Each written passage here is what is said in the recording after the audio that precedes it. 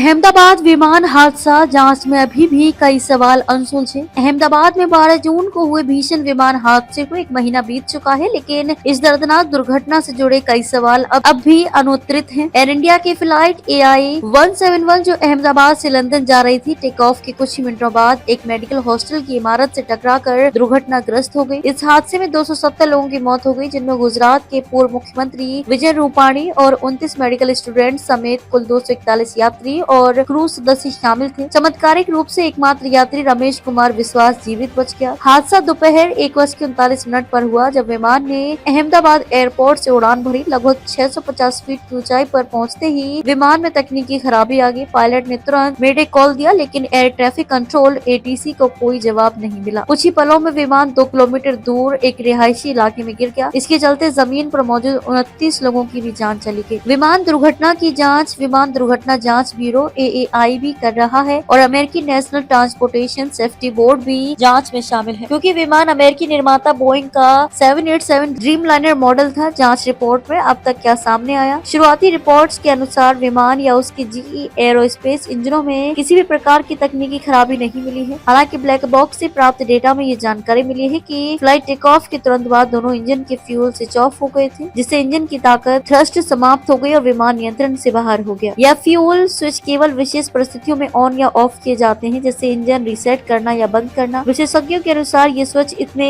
संवेदनशील नहीं होते कि गलती से दब जाए, इसलिए ये भी जांच का विषय है कि क्या पायलट से चूक हुई या कोई तकनीकी खराबी। RAT सिस्टम हुआ एक्टिव, दोनों इंजन फेल। ब्लैक बॉक्स में डेटा ये भी संकेत मिले हैं कि इमरजेंसी उपयोग में आने वाला RAT RAM air turbine active हो गया था, जो ये दर्शाता है कि दोनों इंजन फेल हो गए थे। ऐसी स्थिति में विंडमिल स्टार्ट के जरिए इंजन को दोबारा शुरू किया जाता है, लेकिन इतनी कम ऊंचाई पर यह संभव नहीं था। पायलट की प्रोफाइल भी जांच के घेरे में। फ्लाइट कैप्टन सुमित सभरवाल के पास 8,200 घंटे की उड़ान का अनुभव था, जबकि सह पायलट क्लाइव कुंदर के पास 1100 घंटे का। दोनों की प्रशिक्षण और मानसिक स्थिति की भी जांच हो रही है। नागरिक उड्डयन मंत्रालय ने यह भी बताया कि साजिश की आशंका को नकारा नहीं गया है। अन्य ड्रीमलाइनर विमानों की जांच DGCA के आदेश पर एयर इंडिया के सभी 33 ड्रीमलाइनर विमानों की जांच की गई है और सभी को सुरक्षित पाया गया है। नागरिकों को बिना डर यात्रा करने की सलाह दी गई है। शवों की पहचान DNA से 230 यात्रियों में से 169 भारतीय, 53 ब्रिटिश, 7 पुर्तगाली, 1 कनाडाई नागरिक थे। 11 क्रू मेंबर्स और 2 नवजात भी इस हादसे का शिकार हुए। शवों की पहचान DNA टेस्ट के जरिए की गई। अगले 3 महीने में अंतिम रिपोर्ट, अभी जांच जारी है और अंतिम विस्तृत रिपोर्ट 3 महीने में पेश की जाएगी। परिजनों को अभी न्याय और जवाबों की प्रतीक्षा है।